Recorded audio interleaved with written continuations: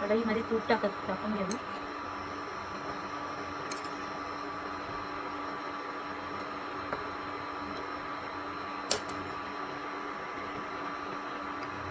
खोबरं टाकून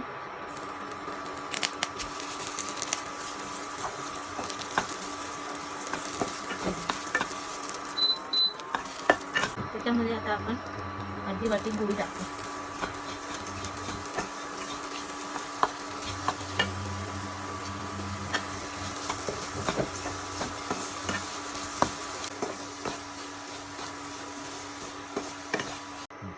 आता आपण इथे उकड करून घेऊ. त्याच्यामध्ये कढईमध्ये पाणी थोडंसं मीठ टाकून घेऊ. पाण्याला उकळ आल्यानंतर ह्याच्यात थोडं थोडं पीठ टाकून ढवळून घेऊ.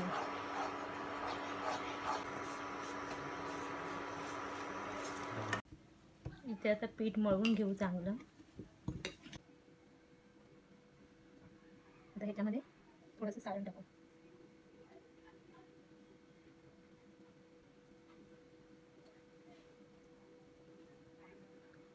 सारण टाकले. आता ही अशी बंद करून घेऊ.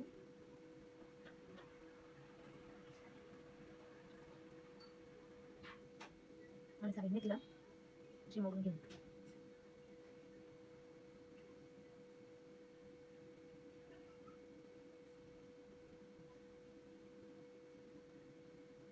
ह्याच्यामध्ये ठेवू आणि त्याच्यामध्ये काढलेले एक ठेवून घेऊ.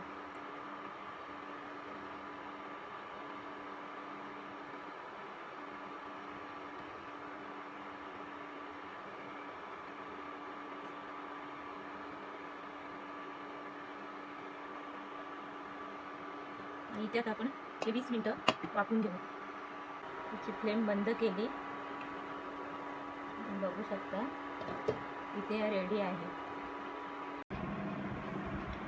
तयार आहेत आपले ओल्या नारळाचे कानोले. ही रेसिपी जर तुम्हाला आवडली तर लाईक, शेअर आणि सबस्क्राईब करा.